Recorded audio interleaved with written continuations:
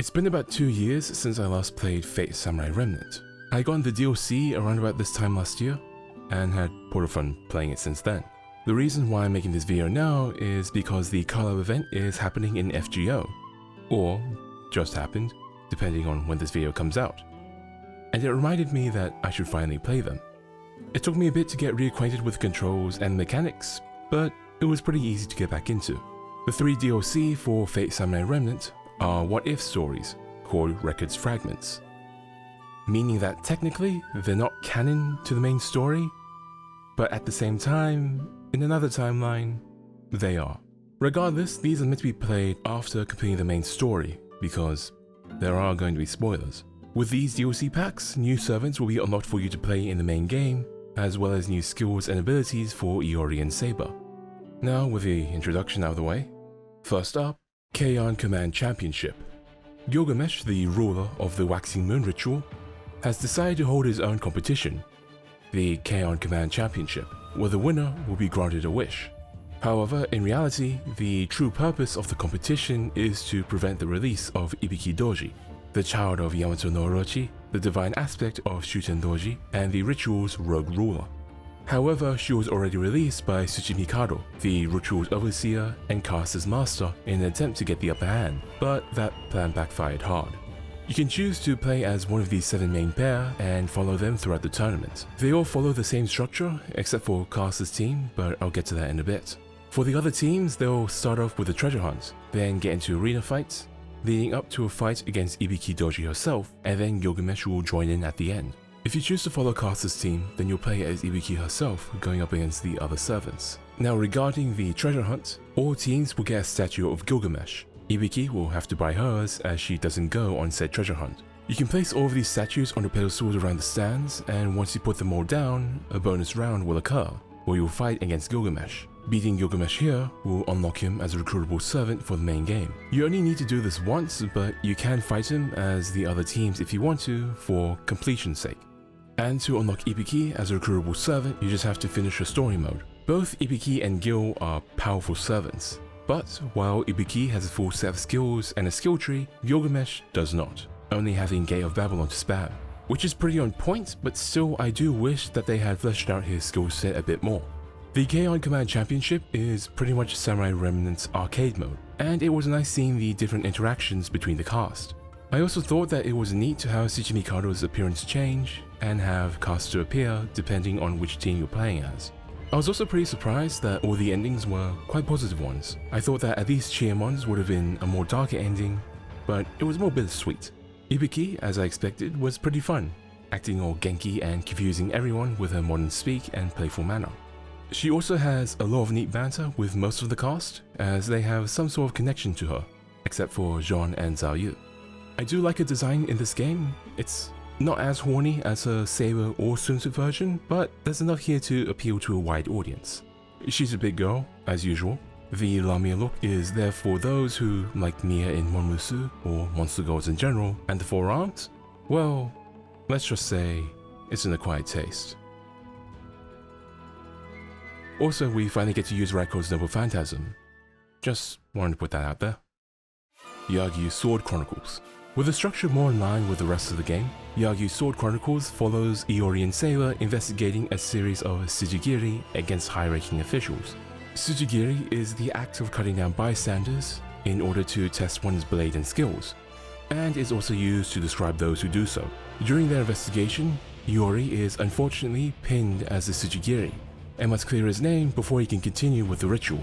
Along their journey, Iori and Saber meet with a new rogue Saber, Yagyu Munenori, a younger, more carefree Yagyu Munenori, compared to the older and stoic Saber from FGO. In this DLC, you control Iori, Saber, and Yagyu while exploring different towns and getting into quite a few fights. Yagyu is also another powerful servant. His attacks are quite wide and long-reaching, having multi-projectile wave attacks, and a counter that, if successful, performs a judgment cut. He's pretty much just Virgil. There's not much else for me to say about this DLC, to be honest. I thought it was alright, but it felt very much like a storyline that had been cut out due to time constraints. I guess also having Yagyu as the only recruitable servant is a bit disappointing, considering that the last one had Ibiki and Gil, even if Gil was already in the game anyways. I do like Yagyu's design though, even though the pink and yellow smoke decals on his Hardy is a bit overkill.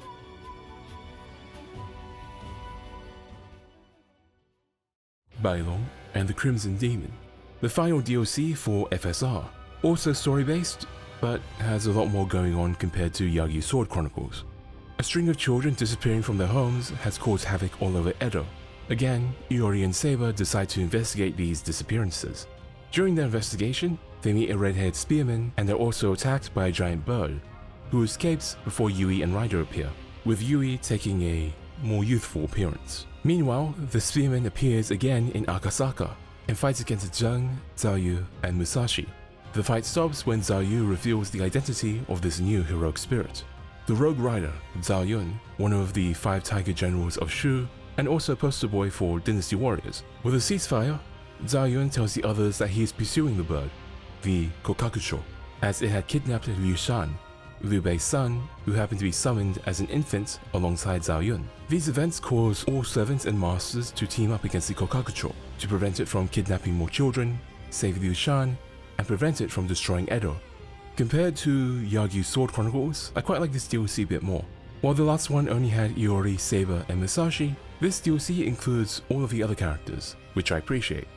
I'm a massive sucker for team-ups, and it's nice that the other masters and servants get more screen time, if only for a bit. I do find it interesting that one of the focal characters in this DLC is Yui, who has de-aged due to the Kokakucho absorbing Edo's ley lines, which resulted in it messing with her body. There are 2 new rogue servants that become playable, Zhao Yun and Kishimojin, the Buddha's deity of fertility and parenthood, who happen to fuse with the Kokakucho, becoming a rogue berserker. As usual, both are very powerful. Zhao Yun is fast and flashy, and has an attack that can slow down enemies, while Kishimojin is similar to Ibiki, hitting hard and wide with her combo and skills.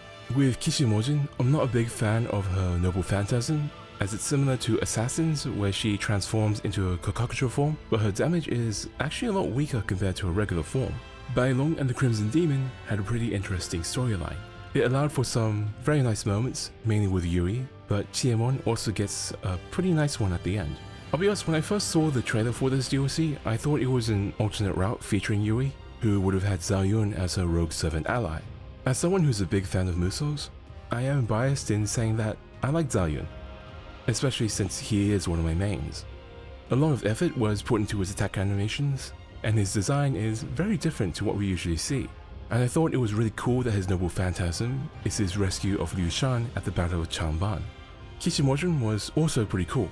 A little bland in my opinion, but still evokes the design and look of a motherly goddess type character. Her Kokakucho form is a lot more interesting though, reminding me a lot of Ultimisia from Final Fantasy VIII. After a few years of not touching Fate Samurai Remnant, I still think it's a pretty enjoyable game. Although some aspects of the gameplay are still not to my liking, I'm still not too big on how dodging feels, and it's still pretty difficult to perform riposte, especially when there's lots of enemies on screen. I thought it was nice that they added the ability to play as other characters in Battle Recollections. However, a lot of them feel pretty underpowered, especially compared to the new servants, John and Assassin in particular. Speaking of the new servants, all of them are great. I know that fans of the Fate franchise might have some disagreements, but personally, I'm fine with the selection that we got. Now, would I recommend getting the DLC? Well, if you really like the game and want more of it, definitely. If you want, probably not. For me, I do quite like what the DLC added to the game. The new servants are quite fun, and while Gilgamesh is very undercooked, from a narrative standpoint, I kind of get it. The other characters get a bit more screen time, and while not much development, it's still something.